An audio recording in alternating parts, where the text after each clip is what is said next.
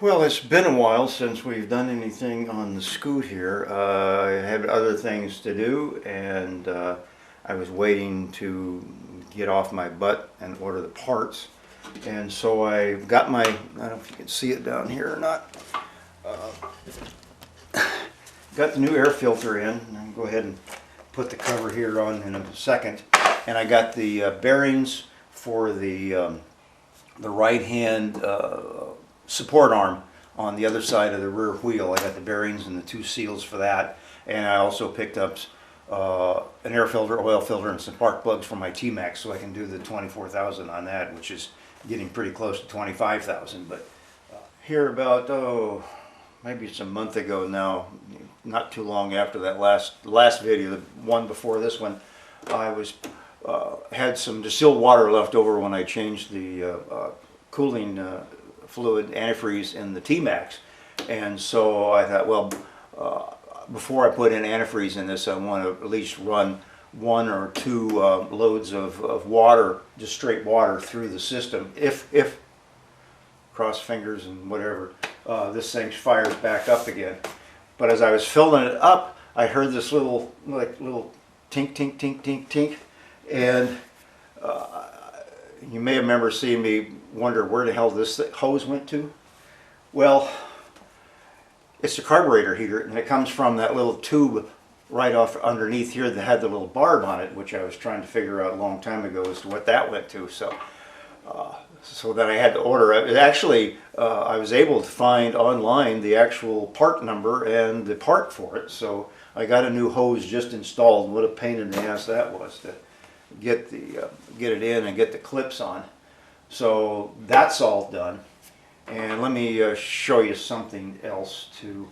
Yeah, it came back up in there. You can see that little black thing my finger's pointing at right in there. That's where it comes off the carburetor and goes all the way up to the radiator. It's a heater of some sort. What a pain that was. And then somebody had mentioned I was filling the oil in the wrong spot, but on my 250, this is the oil fill, and where the dipstick is, you know, the drain is underneath, but this is the filler, so just want to make that clear. I was messing around a while back with a pushing the bearing in. I had an old one of the seals I pulled out, and I have this socket, and it's, you know, fits in the right size in here. And so I took one of the old ones and then used this with my jaw horse and pushed it right in. So I'm going to switch over now and push the first seal in. I don't think it'll go all the way in before it hits up on the shoulder here, but I should be able to get the seal in most of the way, and then I can start pushing the bearing in.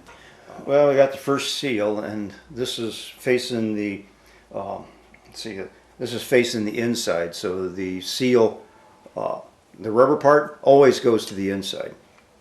So we'll stick that in there like that. Set it up in here.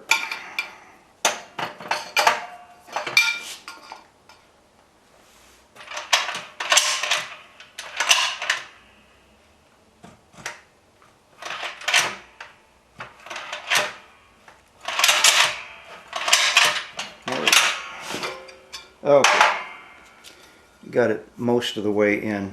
I'll try a little bit more here. I'll do that off camera before we go to the sticking the bearing in. So I got it started with a rubber mallet.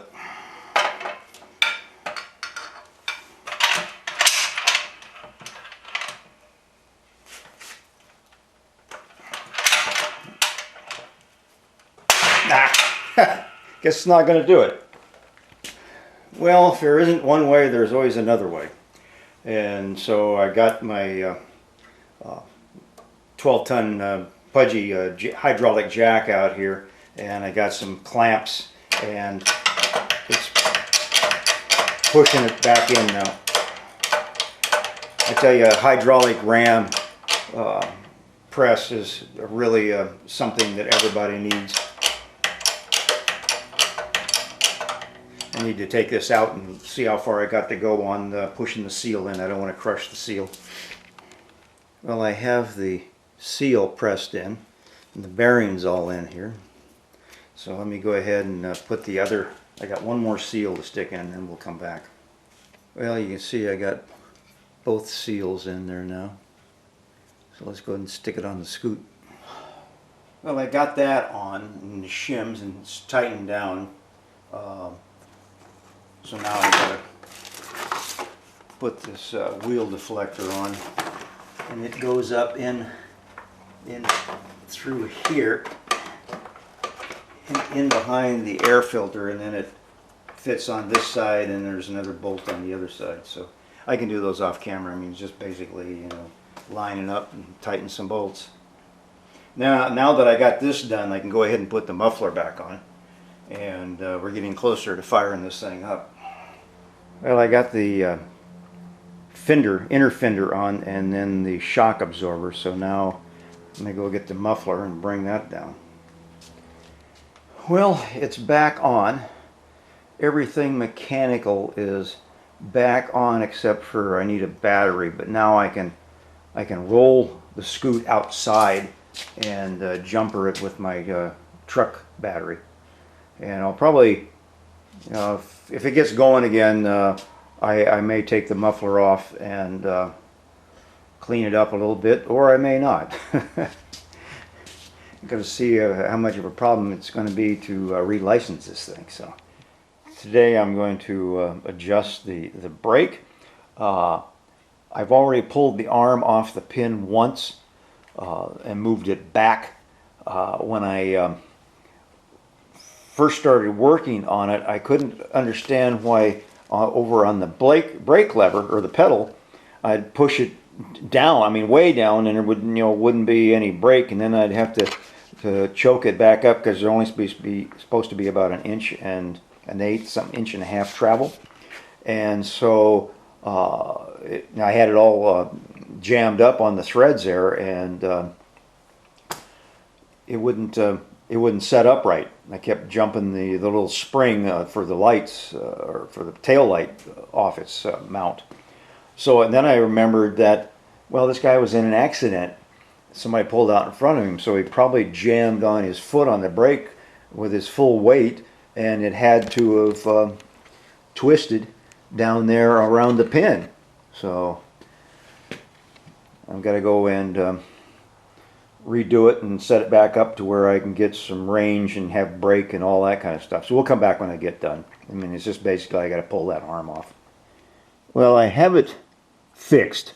Now I've got everything's back where it was. I moved this back to where it was.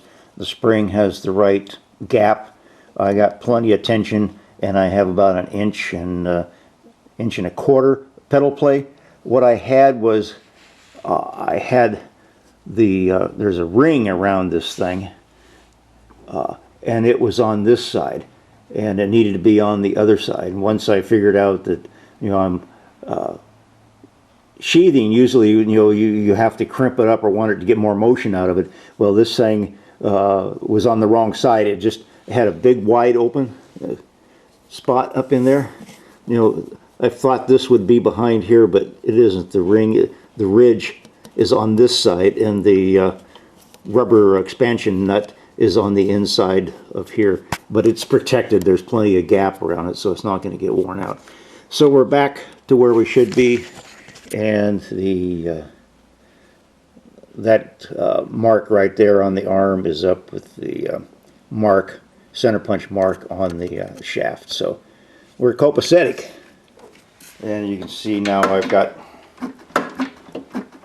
just a little bit of play in here. What was happening, the dang thing was coming down so far that this little spring right here that goes back, let me show you the other side. This little spring right here that goes up to the brake light switch kept jumping off here when it get pushed down. It was going way too far.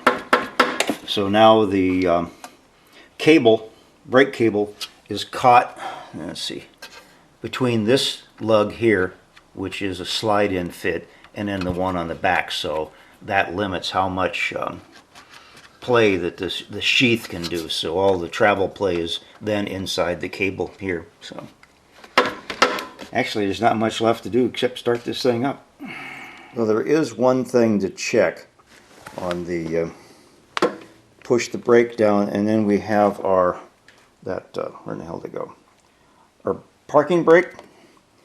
So it has to, when you push down, you can see the little pin come out. Right there, okay. So now when you push down the brake and turn it off and take the pressure off of it, there's a spring inside that pulls it back in again. So let me show you. Okay.